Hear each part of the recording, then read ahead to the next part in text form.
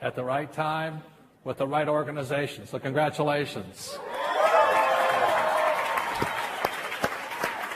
Okay, for those who have not either read Rich Dad, Poor Dad or The Business of the 21st Century, let's give a little bit of my background. My name is Robert Kiyosaki.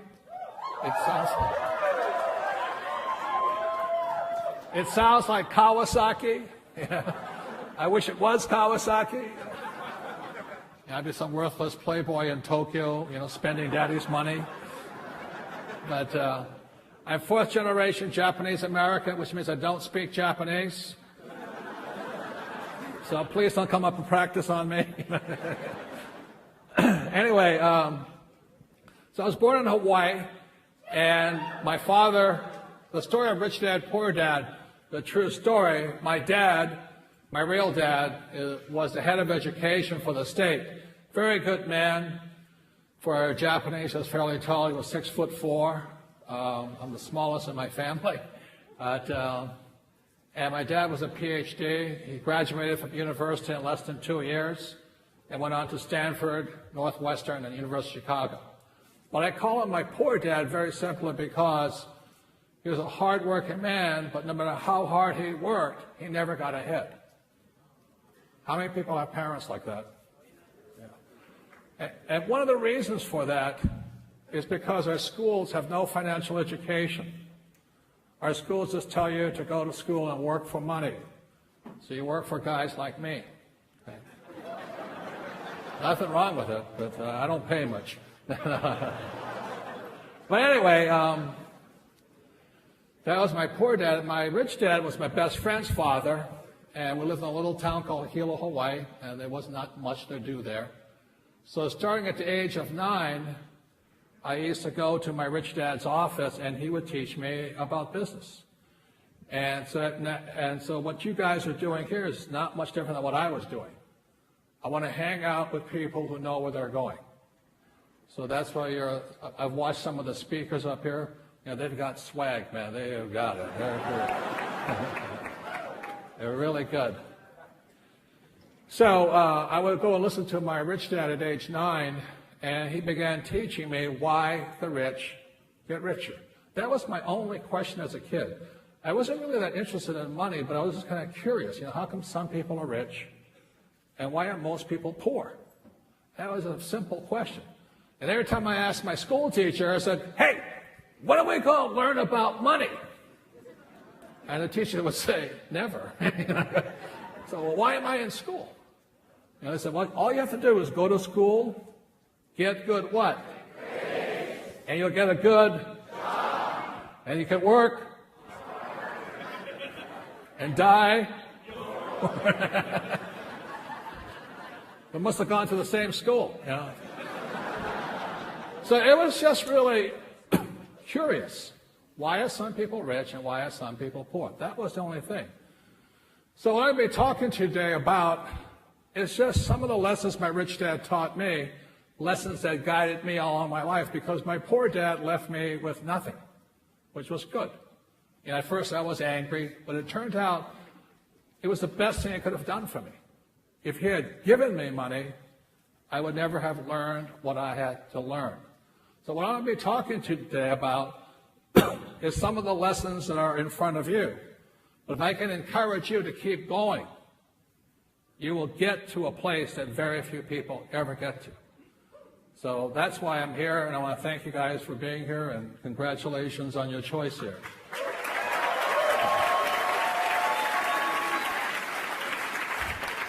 So I'm going to talk about where you guys are at, or where we're all at today. My second book was a book called The Cash Flow Quadrant. Anybody have a chance to read that one? Yeah. I think it's possibly my most important book because it gives people a chance to figure out where they are. So when I was about 9 or 10 years old, my rich dad would just simply draw this diagram here, and he would say E, S, B, I. And what he was saying was that in the world of business, there are 4 different types of people. E stands for employee, S stands for small business, self-employed, or specialists like doctors and lawyers. B stands for big business, 500 employees or more. And I stands for investor. And when I talk about investor, I don't mean a passive investor. I don't mean one of these guys with a 401k full of junk. I'm talking about active investors. Most of these guys here are passive. So the reason where you're sitting today, for some of you maybe your first time been to an event like this, is that when you say to a child, go to school and get a job, they're being brainwashed or programmed to be an employee. So when I was 9 years old, and when I understood this, every time the teacher said to me, he says, Robert, because I was having trouble in school, here's my old man, the head of a school system, and I'm flunking out, having a bad time. He said, but Robert, you're flunking out. I said, yeah. You know what I flunked out on? Writing. And today my book has sold more books than most people will ever see.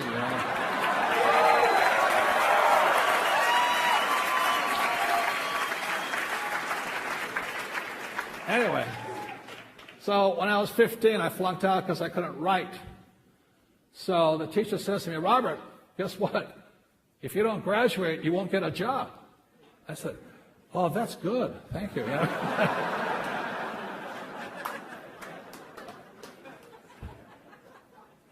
And then my mother, my poor mom, she comes up and says, Robert, please. She wanted me to become, my mother was a nurse, and she wanted me to become a doctor, medical doctor. I said, Mom, there's only one problem with me being a doctor. She goes, what's that? I said, S stands for smart. She says, you have a good point there. I guess you're not going to be a doctor.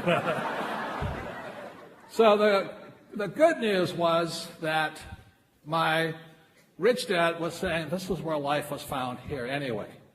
So these are the 4 different types of people, business owners. I have hundreds of different companies, hundreds of different employees working for them, and I manage my own money. I invest myself.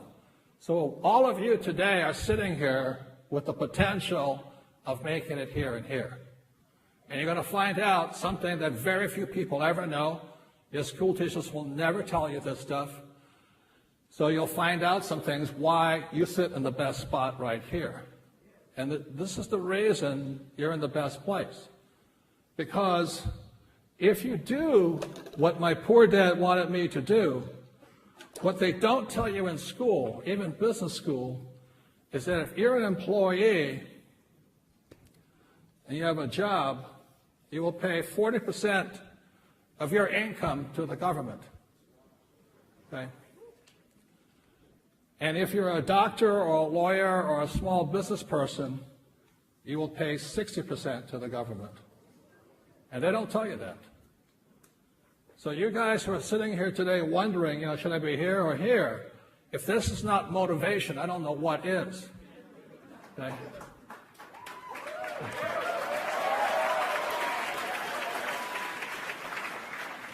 Worst of all, if you live in the Communist Republic of California,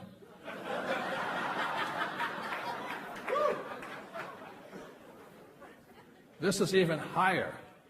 Phil Mickelson lives down right up the road here, Rancho Santa Fe, and he was complaining because his went to 73%. Now, he shouldn't complain because he made $45 million. You know what I mean? But nobody likes to pay that much in tax. So for all of you right now who have friends saying, who are still in school, we've got to get a job, I'm going to be a lawyer, I'm going to be a doctor and all this, this is where they're cruising for. And they don't know that. Today, you have a choice. You have an opportunity to make some choices in your life. Say, I don't want to go there. I don't want to be a slave to the government. Got it?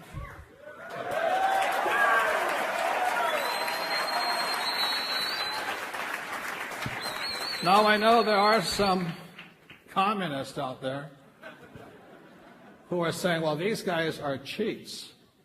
That's not true. If you read my book here, Why A Students Work for C Students and B Students Work for the Government, you'll find out here the reason these guys pay the highest taxes is because they're the greediest people on earth. When people say to you the rich are greedy, that's the biggest lie there is. Okay?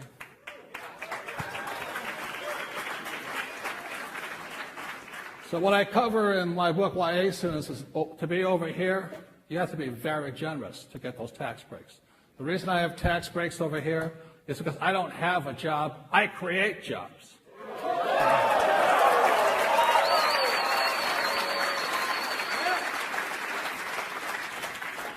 I don't own a house, I provide apartment houses for people. Okay? And I don't drive my car with burning gas, I provide oil for people. So, what I'm saying to you, ladies and gentlemen, in this young revolution here, you have a chance to come here and here. If you can make your money here and leverage it into this here, you'll be wealthier beyond your wildest dreams. Okay.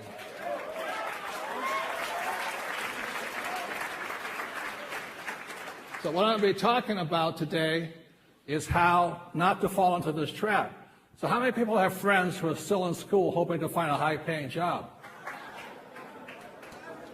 You know what they are? Losers. You know what I mean? Give me a break here.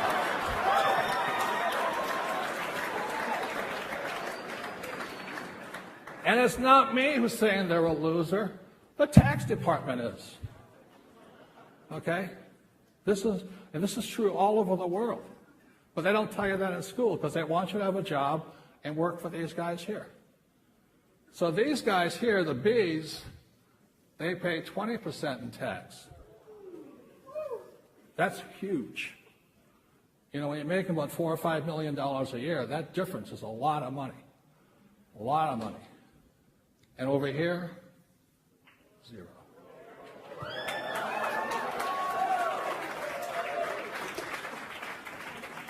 So the thing is, you all have this opportunity right now. I cover a little bit in this book here, and I'm not trying to pump the book, but I'm trying to say you're in the right spot. But you have to keep your mind open, understand what's going on here, because look, the reason these guys get the big breaks is these guys don't have the guts to come over here. So, what I'm going to be talking about for a few minutes with you today is what it takes to come over here, because when I left high school, I was really disillusioned. I said, I'm stupid. I had flunked out of high school twice, both times because I can't write, ironically. And, but I had bad grades, but I had high SAT scores. And with that, I got 2 nominations to the U.S. Naval Academy at Annapolis, Maryland, and the U.S. Merchant Marine Academy at Kings Point, New York. But that was just for my college degree, and I'll get my degree. So I said, I'll go to these military schools. So I graduated, and I had a very high-paying job. When I graduated from Kings Point, the Merchant Marine Academy, back then, this is in 1969, my classmates were making about $110,000 a year. Now that's not much money today, but it was a lot of money back then. So I was tempted. I was making all of this money, but I already knew, my rich dad said, if I come over here, I'll make more money. But make more money, but pay less tax. So simultaneously, that's why I didn't fall into this thing. And I work not too far from here, up in San Francisco, for Standard Oil of California. I was driving their tankers up and down the West Coast, oil tankers, as a ship's officer, making a lot of money for a kid, I was 22 years old. Back then I was only making about $45,000 because my company was non-union. If you're union, you make $110,000. But anyway, my mom still wanted me to become a doctor. I'm going to be nuts, So in 1969, when I graduated, the Vietnam War was still on, and I felt kind of guilty. I said, am I for the war or anti the war? And I didn't have to go to war because I worked for the oil industry. If you work for oil, you don't have to do a lot of things. So after making a lot of money for about a few months, I went, my conscience couldn't stand it. So I volunteered for the U.S. Marine Corps, and thank you. Which proves I'm not smart, but anyway.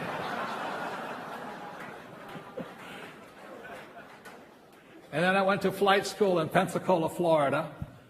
And the war was winding down. It took me about 2 years to get my wings. And I said, what's the fastest way to Vietnam? You know, I'm sitting in Florida, and they said, you can fly jets, you can fly this, you can fly transports. I said, what's the fastest way to Vietnam? Because I was afraid I was going to miss it. And they said, helicopter gunships. I said, oh, why? He says, you're an idiot, because they're dying. That's why. We had the highest death rates going. 30 days, we were dead. So I said, sounds good to me, you know. So from Florida, they shipped me straight up the street up here to Camp Pendleton, California. And I spent the next year in Camp Pendleton. I was flying gunships going in and out, up and down the mountains here. All the hippies hated me, but screw them, you know, just flying around the place.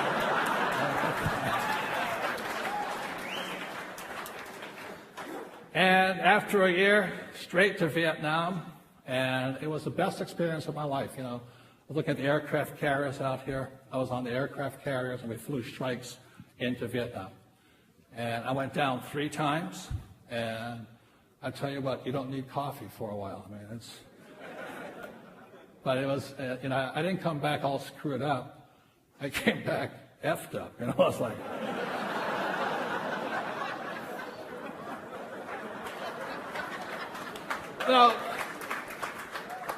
Now this is why I'm talking to you guys here. By the time I came back from Vietnam, I couldn't go back here. You know, I was saying, if they can't kill me here, they can't kill me here, you know what I mean? And I had this kind of effed attitude, you know, so I went into business. And that's why I became an entrepreneur. That's what you have an opportunity to do too. But it's going to take guts. It's going to take hard work. It's not easy. The trouble with these these people over here, I still am a Marine, you know, you can tell my language. Is these guys here need a frickin' paycheck.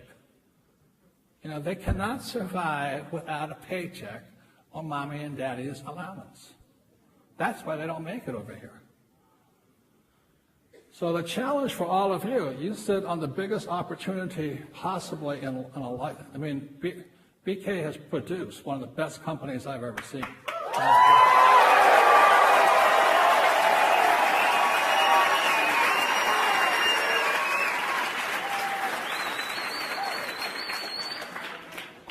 And if you F it up, it's not his fault. You know, if you don't have the balls, testicles, you know. So I'll be talking about, see, this is your job. I want to explain your job to you really simply. Your job is to convince these losers to come over here. How many people have had a hard time talking to these losers on this side? The problem is they still have visions of paychecks floating in their heads. They do not understand entrepreneurship. They can see a multi-million-dollar opportunity, but they don't see a paycheck. That's why they're hosed. Does that make sense, you guys here? Because they see the world from this side here. This side here, there's no paycheck. There's only extreme wealth and no taxes.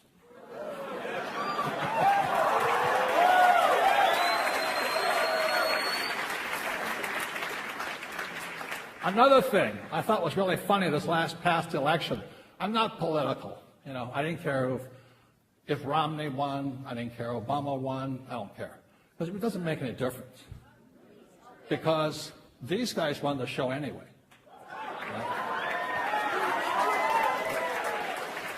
But what I thought was really funny was that Obama is happy because I think he made $3 million and he paid 24% in tax or something. Loser, I'm like... And Romney made $24 million, I think, and paid 13% in tax. Now, both guys went to Harvard. Both guys have their master's degree. But one pays 24% in tax, and one pays only 13% in tax. And the reason is Obama thinks from this side, and Romney thinks from this side. Okay? So I'm not saying one is right or wrong. I don't really care. What I do care about is what you want to grow up in. See, if you want to do what Mommy and Daddy did and grow up over here, you're hosed. Because guess what? This economy is going to get worse. You know, there's going to be fewer and fewer jobs. It's not that jobs are moving overseas. Jobs are disappearing, period. When Mr. Obama says that they've got unemployment up and all this stuff, they created 65 million jobs, whatever he says, he doesn't say most of them are low-wage jobs. So that's why you have college kids working at low-wage jobs. Nothing wrong with that. But they don't tell you the truth here. So they've fixed the so-called unemployment problem, but they're not going to make much money. In America today, there's 146 million Americans working for minimum wage. That's half the population. 146 million Americans. There's only 325 million Americans. So they all have jobs. Over here, they're not making enough money and they're paying excessive tax. If they make more money, they pay more tax. That's nuts. That's why I call them losers. So your job is to have them find religion and move over here. Got it?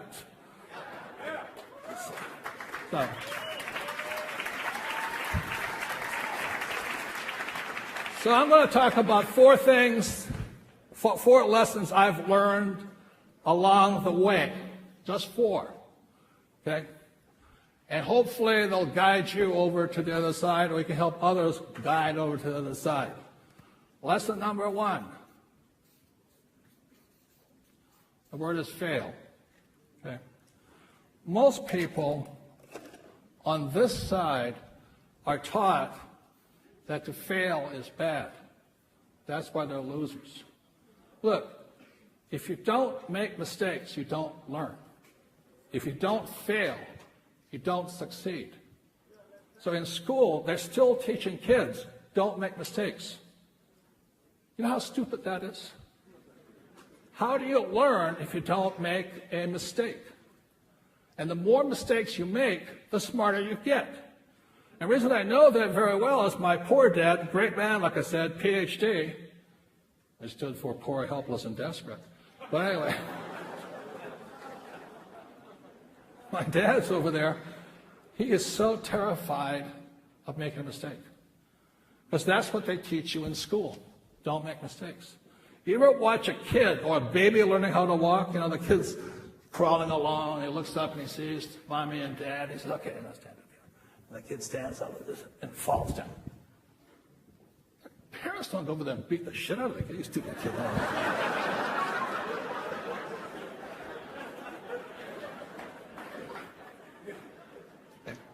What does the kid do? He goes, oh, I screwed up. I think I'll try it again. You know, the kid drooling. The Pampers are loaded, you know, like this. Boom, falls down. He doesn't go, oh, I'm a failure. They teach you that in school, though. See?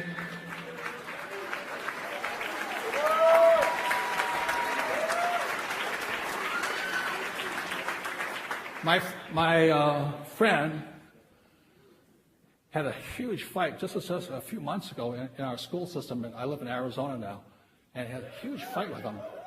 The teacher is giving her daughter happy faces on her cheek if she makes no mistakes. And my friend went in there and says, hey, don't you teach that bullshit to my kid, you know? I want my kid to fail. You could. So, what I'm saying to you here is this. When you're talking to these guys on this side, you have ringing in their little ears. What if I fail? What if I make mistakes? What if I don't make it? Because that's what they teach you in school. They teach you if you fail, you're stupid. That is so anti-learning, it is beyond comprehension. Got it?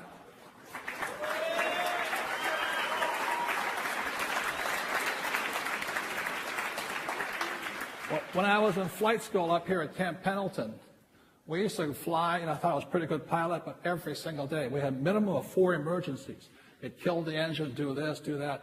We practiced failing more than we did flying. That's why we came back alive.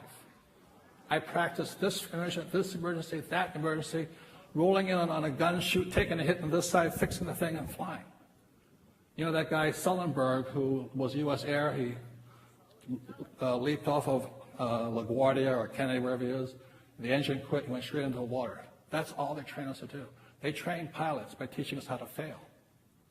Our school system teaches you not to fail. And that's why you have so many people come into you and they want to go onto your side, but they're afraid of failing.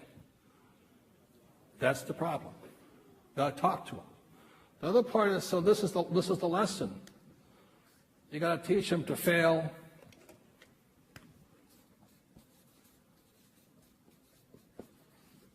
faster. When I was talking to BK the other night, he's created a system that allows you to fail faster. The more meetings you have, you fail faster. The more people you talk to, the faster you fail. The faster you fail, the more successful you become. And the reason I learned that is when I came back from Vietnam, 1973, I had a decision. Am I going to follow my poor dad's footsteps or my rich dad's footsteps? And in 1970, I said, I'm going to join my rich dad. And so my rich dad said to me, which is why you guys are here, if you're going to learn how to be an entrepreneur, you've got to sell. You've got to learn to handle rejection. You've got to learn to deal with people. And I said, oh my God, I don't want to sell. He said, then you can't be an entrepreneur. To my poor dad, school teacher, sells a 4-letter word.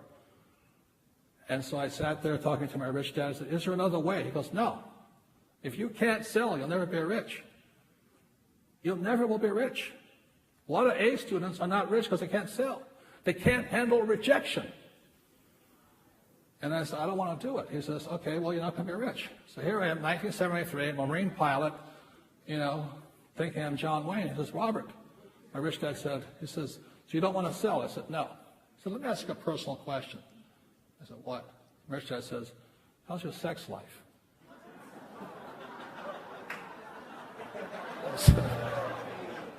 I said, pretty bad. He says, because you can't sell.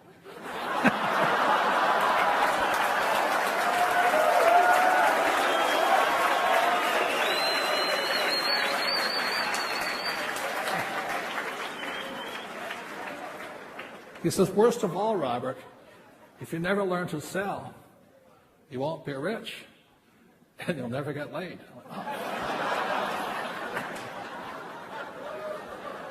So it's one of those life-changing moments, You go, it wasn't the rich, it was never getting laid. I said, I gotta go. Because I was one of these guys, I was like, I'd be the guy at the bar, John Wayne, pilot's outfit on, thinking I'm, Tom Cruise or something. But I'm so scared, I can't even walk up to the girl. I'm looking good and going home alone, So with that, my rich dad says, you'll learn to sell. So I said, okay. So that's why I got out of the Marine Corps in 74, and I got hired by 2 companies, IBM and Xerox. And both had sales training programs. I took Xerox. And so I went to Xerox, I went to the best sales school in Virginia, all this, to bring it back to Hawaii, and I started to fail. And I failed because I'm still too afraid. And I fail. So they sent me back to school again. More training, but I still fail because I'm still too afraid. And I'm sitting there going, holy Christ. And what my rich dad said to me, he says, Robert, how many sales calls do you make a day? I said, 3. He says, you have to fail faster. And this is the key to success. Fail faster. So he said to me, he says, you've got to get your sales calls up to at least 30 a day. He says, you're 30. I said, how am I going to do it? He says, think, go ahead. So I went to work for a nonprofit at night. So I work for Xerox, and I make maybe 3 sales calls a day. And at night, from 7 to 10, I would sit there dialing for dollars. Somebody told me they worked for a phone bank and all that. That's good training. So I set a goal every night. I was going to make 30 calls a night. Now, I failed just as much, but ironically, my money went up. I started doing better at work, at Xerox. So the more you fail, the more successful you become. Everybody got that? Hello? So turn to your partner and say, fail faster.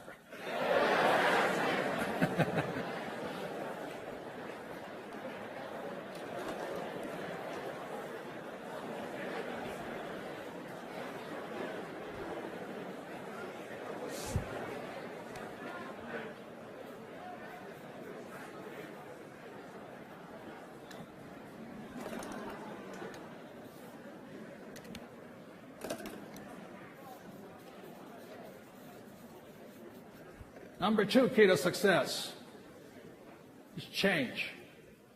A lot of people want Mr. Obama to change or the tax laws to change.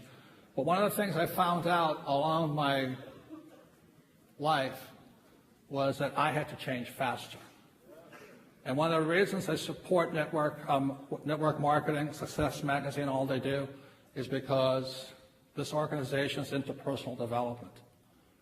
Many people want the world to change, but you've got to change yourself first. Okay?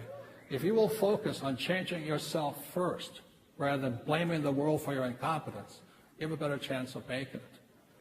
So change first. Just last week, my wife Kim and I we're 7 days on a ranch in Texas on personal development ourselves. If I want to change the world, I change me. Okay?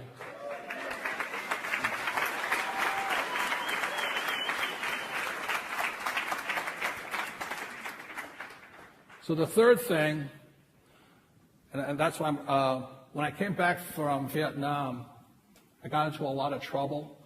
I was in Hawaii. They stationed me back in Hawaii at Marine Corps Air Station Kaneohe Bay. I had one more year on my contract. And I thought I was John Wayne. And the problem I had was because I was so cocky, I got into a lot of trouble. And in my trouble, I mean, they had no sense of humor, you know what I mean? Just because I was flying drunk is no big deal, you know? I was machine gunning animals out of my helicopter. So when they caught me,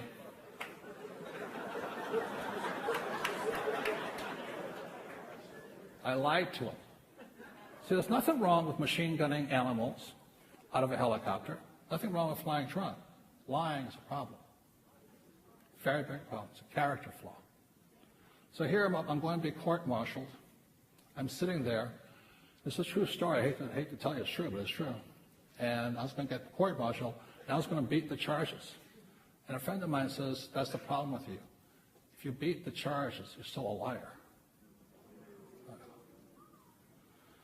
So with that, I went to a personal development workshop. Back then it was called EST, E-S-T. Today it's called Landmark and stuff like this. There's also Tony Robbins and these guys. You know. So Tony used to be a partner of mine back in the 80s. Because I'm so much into personal development. If you can walk on fire with Tony, you can change anything. So I went to this program called EST, and I found out what a liar I was. I'm like, holy mackerel. I've been lying most of my life, you know. So with that change, I came back in. I called the prosecutor up. I'm up on charges in Hawaii, you know, for flying, shooting, drinking. And I said, Captain Abrams, the guy's trying to send me to jail. He says, yes. I said, I'm coming in to tell you the truth. He goes, really? I said, yeah, I'm going to tell you the truth. He said, are you nuts? Crazy. So I went all the way back to Kaneohe Marine Corps Air Station. He sat me down, put up a court reporter, and I told the guy the truth, the whole truth, and nothing but the truth. I said,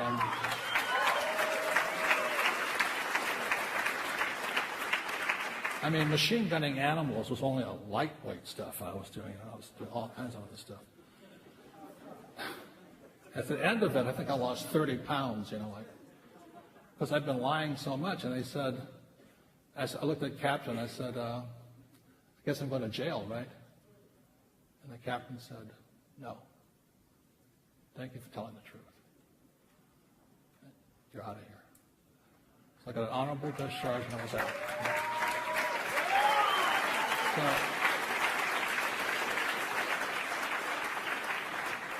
that's an example of for things to change first, I must change. And that's something I live by. So you guys are in a very important organization here because they're very much into personal development. But you have got to be willing to change. You cannot blame the system, you cannot blame them, the comp plan, the economy, the customer. It's only you. Everybody got that? Yeah. Congratulations. Okay. Number 3.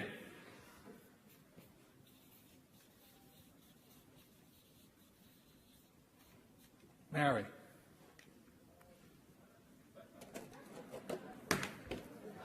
Oh.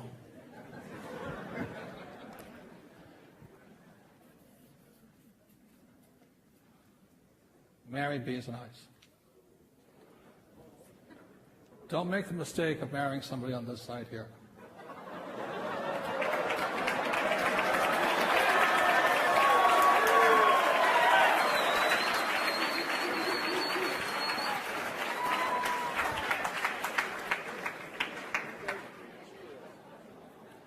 If you are successful over here and you marry somebody over here, you'll know what hell is like.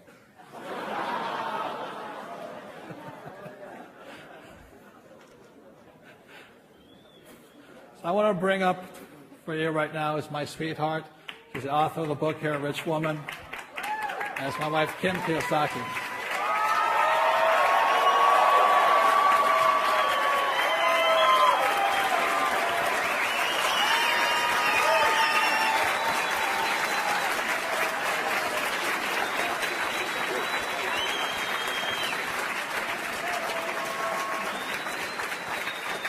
Thank you.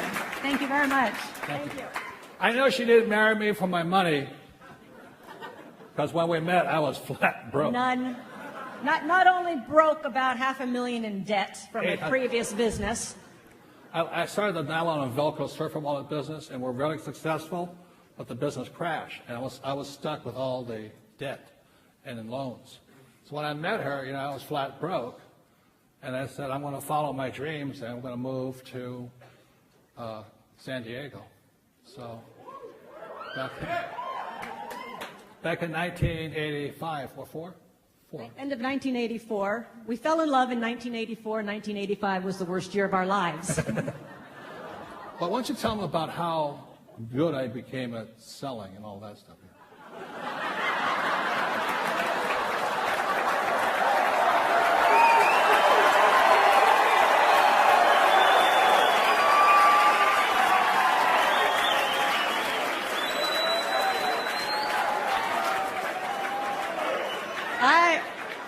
I would say this. I just want to let you know, my rich dad was right, I would say I'm lucky, but he's luckier.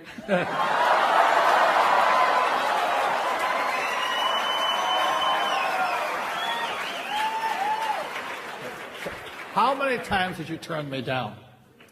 You asked me out for 6 months. She said no for 6 frickin' months. If I hadn't gone through what I'm encouraging you guys to go through, rejection, pain, misery, humiliation. But it was worth it. Yeah.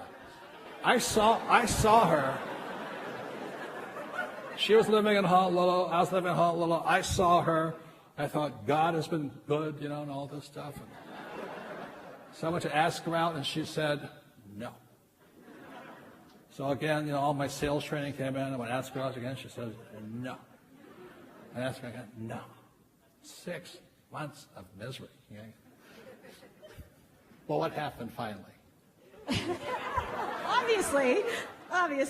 No, finally, he would send me cards, he'd send me postcards, he'd send me flowers, he'd send me balloons. Yeah, I was changing fast, wasn't I? Yeah, and he was failing fast.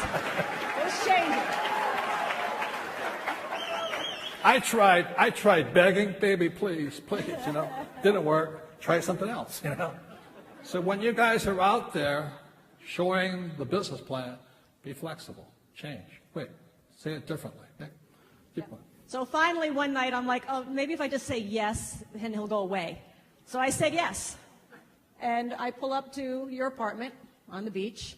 And previous to that, he had asked my best friend at the time, who happened to be an old girlfriend of his. Wait. The plot thickens. Let me explain here, okay, guys, here. When I said change, I mean, obviously this direct frontal assault is not working. So I decided, I think I'll do some market research.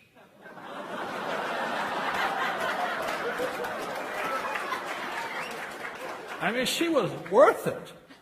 I went, holy mackerel. Look at those legs. I said, that's it, man.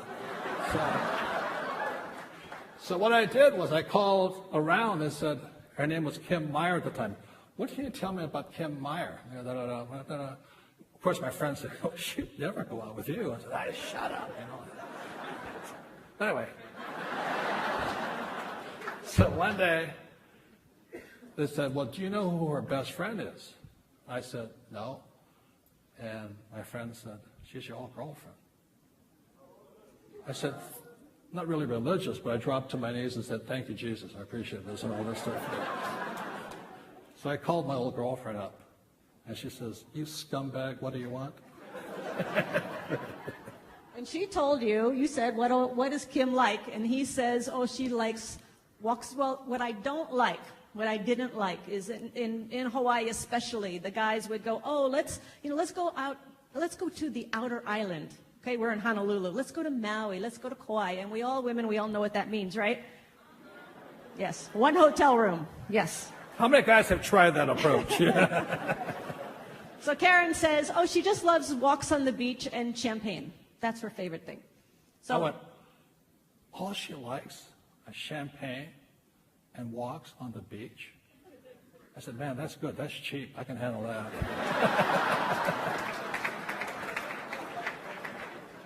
Okay, so he's done his market research. I pull up to his apartment, which happens to be a condo right on Waikiki Beach, a beautiful, beautiful building.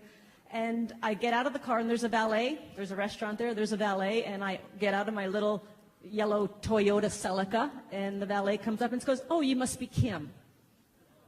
I'm like, yeah. Oh, Robert's expecting you. Let me show you to his apartment. Yeah, $5 the valet was laying it on, man.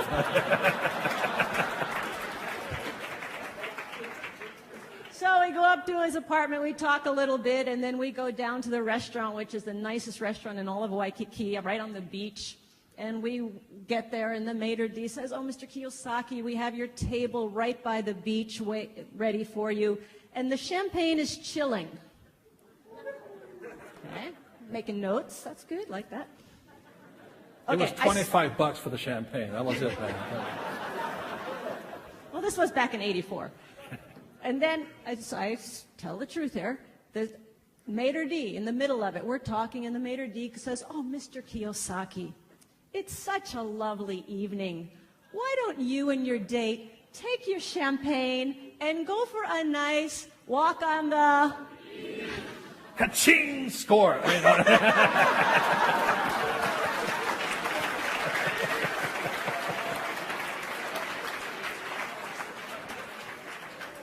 And we have been together ever since.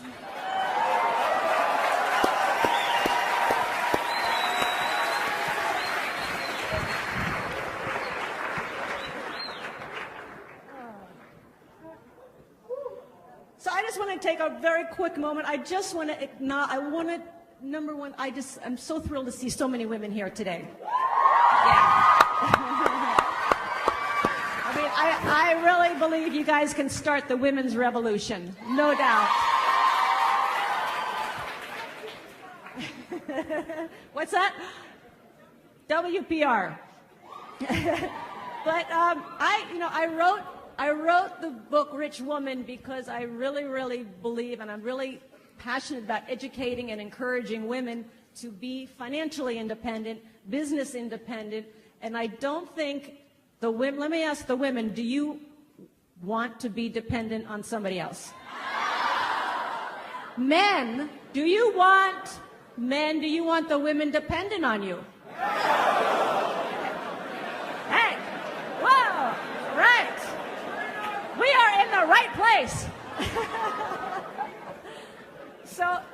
So I was talking to a few women right before we went on stage here, and I asked them what was going on, and they said, you know, sometimes being in business, we get a little intimidated or a little overwhelmed. Sometimes I feel like we're not being taken seriously. How many women have had that experience? Okay, great, good. Because I just want to say, for me, you know, I started as an employee. I started in the E quadrant, and then went to, after I had I worked in an advertising agency. I got fired. I really had a hard time being told what to do.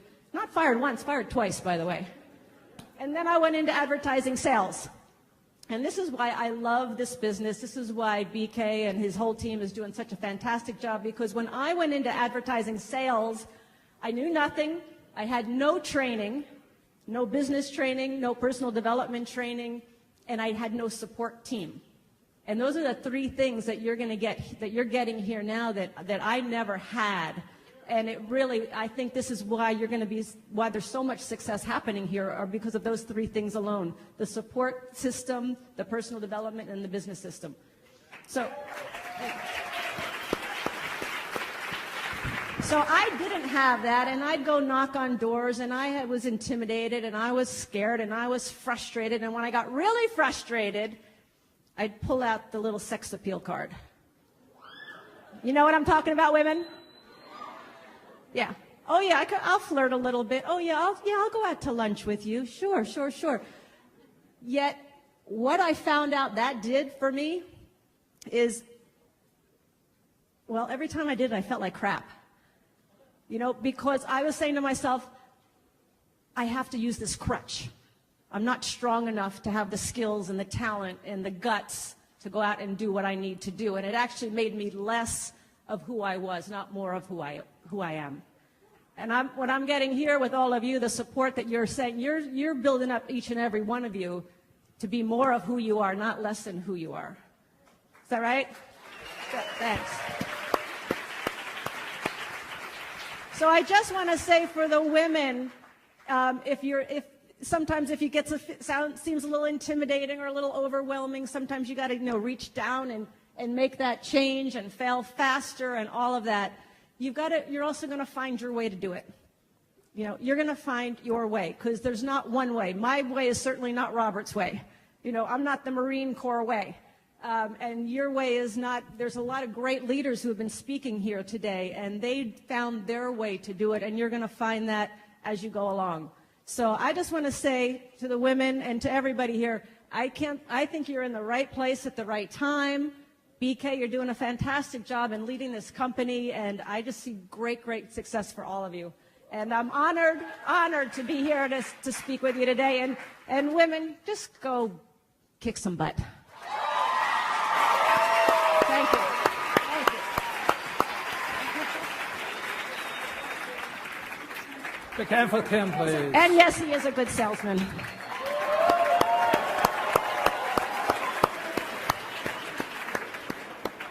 So what Kim didn't say, my first question to her is, what do you want to do with your life? And she says, I want to be an entrepreneur. And that's when I knew I had the perfect person. If she had said, I want to be a housewife, it would have been aloha. Next one. That was so much fun, because I didn't have any money when we met, because I lost my first business. I didn't stop her. She and I moved here to San Diego with nothing. We were homeless up on Del Mar Beach for about a week. But we kept going. She didn't quit on me.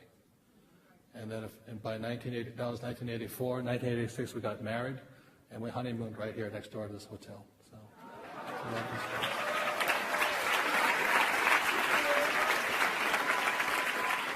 and it's now been 27 years.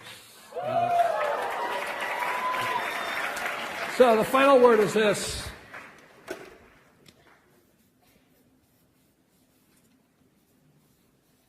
Push. I'll tell you a quick story. The one thing wonderful about the Marine Corps or flying is that they teach you emergency, emergency. They want you to practice fail. So it was an agreement between my co-pilot and I, Ted Green, Lieutenant Ted Green, that every day we would fail more. So while the Marine Corps required us to fail 4 times, we would fail maybe 10 times a day on our missions. So by the time we got to Vietnam, we're pretty good at failing. And so on this one day, it's one mission, we're flying. We knew it was 1972. We knew we were going to lose the war. And we were fighting for a village called Quang Tri, which is just south of the militarized zone. And it's really crummy, because every time before the flight, I would go up on the deck and I'd ask myself, if this is the last day, if tomorrow's the last day of my life, how do I want to live it? Do I live it as a coward, or I'm going to kick ass tomorrow? So I go down and then we take off. And so this one time we're flying around, the gunships go up first, then come the 46s, which are the twin rotors, and they load the troops on them. And the 46s start to lift. And it's really nervous. You can hear the we're taking fire from here, and the gunship is just flying around because we just escort the transports in. And then the Jolly Greens come up, the big ones, the Sea Stallions, and that's when they put the bulk of the troops in there. So I'm flying around watching all this stuff. We're 27 miles out at sea off the coast of North and South Vietnam. And suddenly, out of the corner of my eye, I see this, oh, shit. Because in all the times I was practicing, this one advanced pilot, Captain Forrester, he says, when you see that thing go, stand up, bend over, and kiss your ass goodbye. You're going. You're going down. I said, I hope it's not true. But because we had practiced so much, all of a sudden the engine goes, boom, and the thing goes, shoo. So now imagine a little Huey. We have 2 machine guns on each side, 2 waist guns with a total of 6 machine guns, 36 rockets, ammo cans all over the place, and a crew of 5. So when that engine went boom, all the warning lights go on. The thing goes. Shoo. Now, this is where preparation comes from. When that engine quit and the aircraft sunk, it was like, our first inclination is to pull back. As the first, pull back. Hope this is not happening. But what they trained us to do was push forward. And that split second, and I mean split second, is why I'm alive today. All those times practicing. The moment that engine quit, everything in my body screamed, pull back. But what they had trained us to do,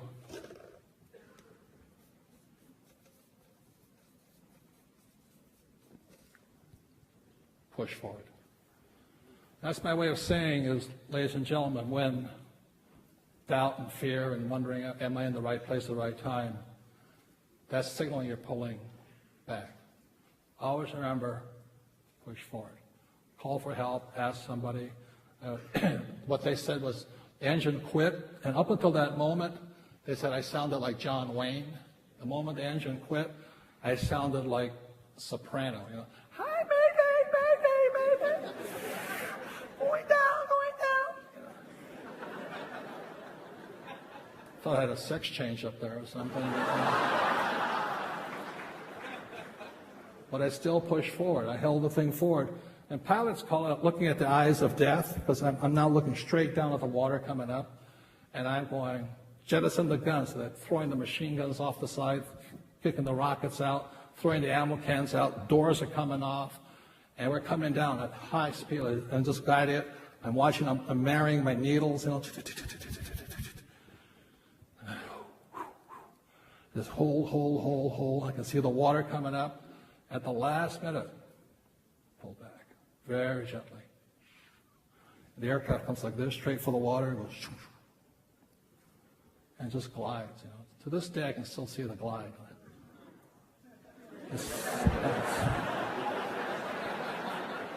It's silent. And all I'm saying to myself is, holy shit. And come up, and then airspeed's bleeding.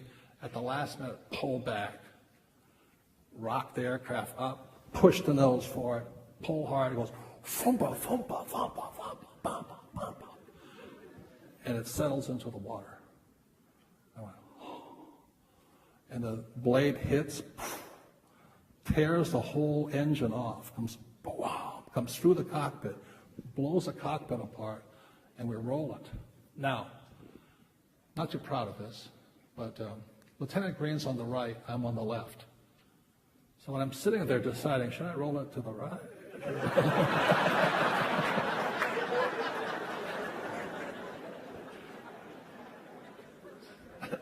I rolled it to the right. And I got out. The thing, I can still see the water swirling around and coming out. And we're going down, and pop up. And I go, 1, 2, 3. So it's myself, 2 crew chiefs, 2 gunners, and 1 crew chief. And we go, holy, where's Green? Where's Green? Oh no, I killed Green.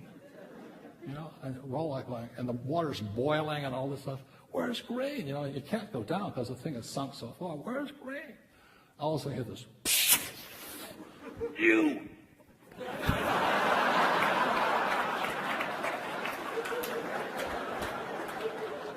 And I'm hugging him.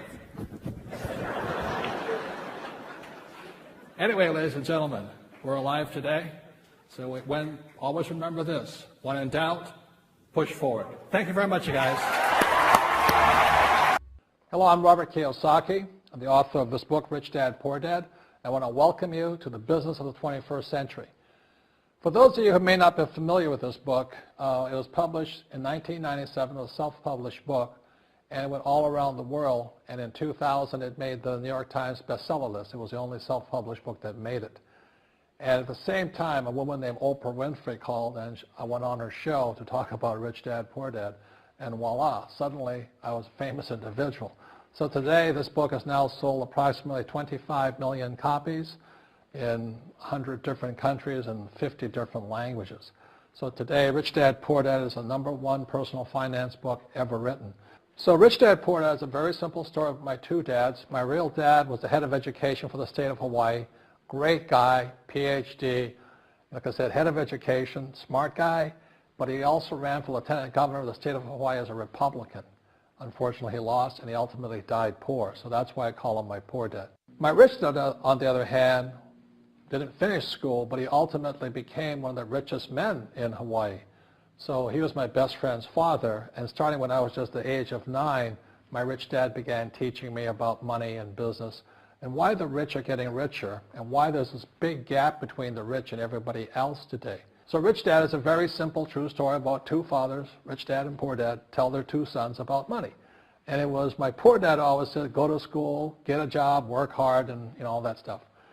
And my rich dad says, you'll never get rich doing that. You'll never be a free man. So that's kind of the differences. But if I would show you a diagram of the differences here, is that in financial education, this is very simply the difference. Because there's no financial education in our school, most people do not understand financial statements. So this here is income, expense,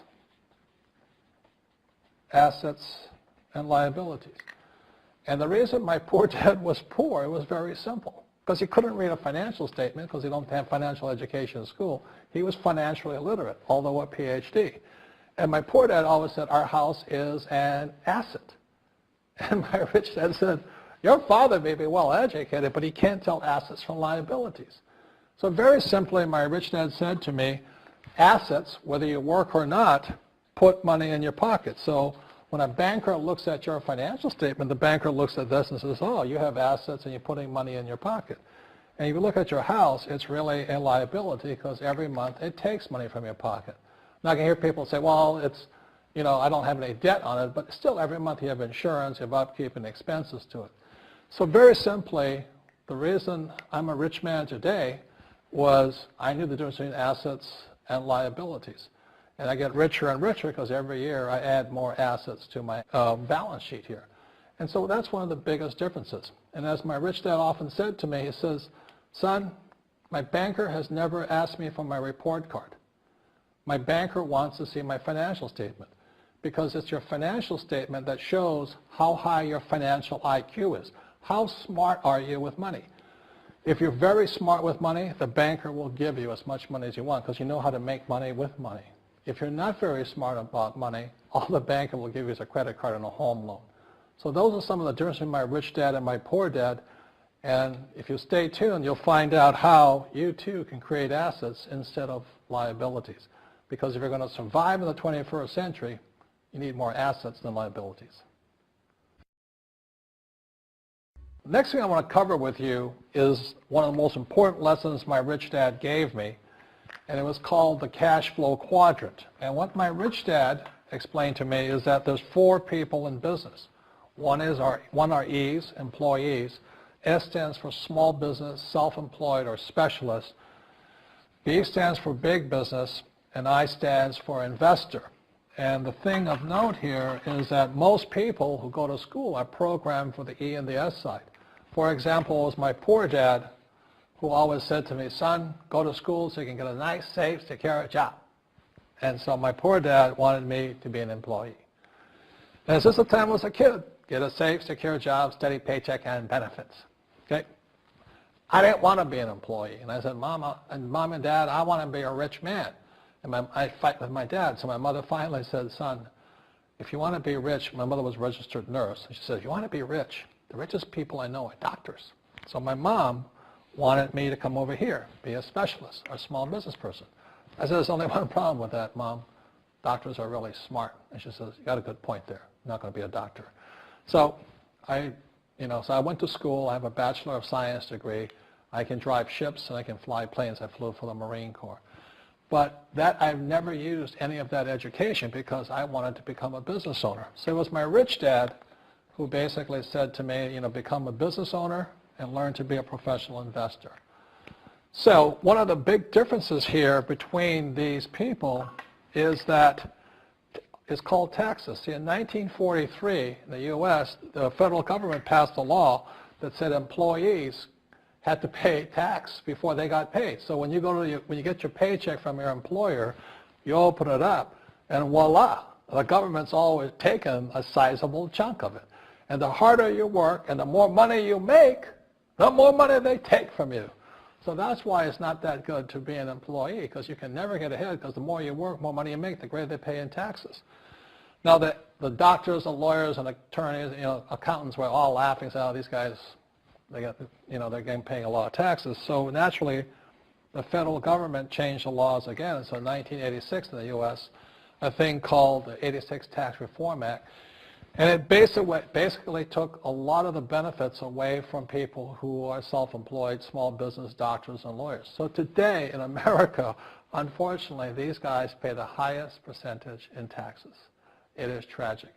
And a lot of people think they're investors, but what they're really doing is they're just giving their money to people like mutual funds, companies, and all that. So they're investing, but they're not really investors.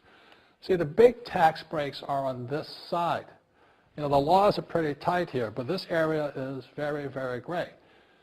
So by being a business owner on the right-hand side of the quadrant, you can make a lot more money and pay a smaller percentage of taxes legally. And the key word is legally. In the investor quadrant, it is possible to make millions of dollars and pay 0% taxes legally. But you've got to know the difference. So one of the beauties of business for the 21st century is it allows people to make the transition from the E and the S side to the B side especially.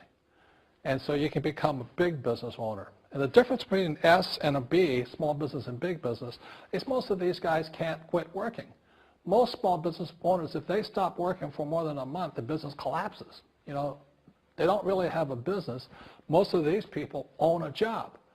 So the beauty of business for the 21st century is it allows these people to make the transition to the B side so that you don't have to keep working hard for money, and the money can actually come in passively.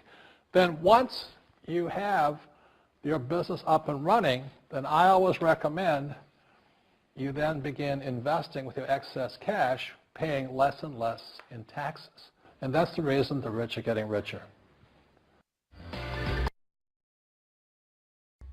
In this section, I want to talk to you about a different kind of quadrant. Years ago, I found out there was 4 kinds of people in the world. You know, one type are people who must be right. These people know all the right answers. They went to school, they know everything. You can't tell them anything. This is not a good business for them because their minds are too set. Another kind of person is a person who must be comfortable. You know, the house could be on fire, but they're still watching TV, eating a hot dog, watching what's going on in the world. These people are toast because the world economy is not coming back. The world economy has moved on. And people who need to be comfortable will probably be left behind. So the people who need to be comfortable, you probably shouldn't talk to them because you only make them uncomfortable. And they're probably not going to make the move because number 1 priority is being comfortable. Another kind of person is a person who must be liked. You know, they want to please everybody. This is probably not the business for them either, you know, because they want somebody else's approval. They want to be the good little boy or girl saying, I did the right thing, didn't I? You like me, don't you? And so they'll probably not be successful in the 21st century because they'll probably want to be liked by people who have to be right. And people want to be comfortable. All right, good, be comfortable. All right, you're very right. You know, that's probably being liked. But the business for the people of the 21st century are people who must win. And that's where I am at. One of the best things I was taught in the Marine Corps and at military school is not how many times you get knocked down, it's how many times you stand up. When somebody knocks you back, what do? Oh, you hurt my feelings? You'll probably not be successful. The world will probably pass you by. Because as I said, the world economy is moved on. It's not coming back. So winners will win, but winning takes sacrifice. Success takes sacrifice. And these are the people who will do best in business of the 21st century. So when you're talking to people, you know, about this business, you have to look at them and ask yourself, is this person really just going to be liked and they'll tell you what you want to hear? Or they're going to argue with you because they know all the right answers, or they're going to get very upset with you for disturbing them. So what you're looking for in the network marketing business are people who want to win, people who know the economy has moved on. You'll find every race, gender, age, and background in network marketing. But what they really want to do is they want to win. It really is a true playing field in the world, but not for these people. These people will be left behind. Network marketing is for people who want to win because network marketing is the business model of the future. If you want the government to take care of you, then just keep doing what you want to do. It is possible for everyone to win, but the problem is you've got to commit to it. You've got to say, this is what I'm going to do. I'm going to dedicate 5 years of my life. You want to look at the leaders and say, those are the people I want to be like. Those are the kinds of people I want to hang out with. That's what you got to say to yourself. And I want to help other people do what I want to do and win in life. And that's why I support network marketing, because it really is the business for the 21st century. As an entrepreneur, I have built many businesses from scratch. And as some of you know, a lot of them crashed also. Statistics show that most new businesses fail within the first 5 years, 90% in fact. And of the 10% that survive, the remaining 10% crash in the second 5 years. So in other words, most are gone in 10 years. So I've looked at many different models, and one that stands out for me is network marketing. And the reason for that, it takes very little upfront cash. It's low overhead. You can do it part-time. It means keep your daytime job, but do this part-time. And once the business is up and running, it can generate enough income so that you can move from the left side to the right side of the quadrant. So let me tell you about my introduction to network marketing, because I had a very closed mind to it. Since I can build my own businesses, I said, why do I need a network marketing business? But about 15 years ago, I have a good friend, his name is Bill, and this guy is the best real estate investor I know. He has tons of assets in here. So I said, Bill, why did you start a network marketing business? And his answer was very simple. He says, it's my way of helping people. But more importantly, he says, the reason most people can't invest in real estate is because they don't have a business. They don't make enough money simply because taxes, debt, inflation, and retirement savings are killing them. They cannot even invest. So my friend Bill, who is a professional real estate entrepreneur, he says, I started a network marketing business so the people that worked with me could start their own business and then invest money with him. So with that, I realized then that network marketing wasn't about making money, but it was about helping people to help other people make money so they become financially free. So the beauty of network marketing, I said, like it's very low entry point, doesn't take much money, you can do it part-time. And where you profit is in most big corporations is they spend millions, sometimes billions of dollars in advertising. So rather than give that money to advertisers, network marketing depends on building a network. It's called word of mouth, like you recommend a movie to a best friend. So really, the reason I support network marketing, because it's not about selling. It's about people helping people build assets in the asset columns, becoming business owners, and then becoming investors, rather than going through all of this here, which most E's and S's go through.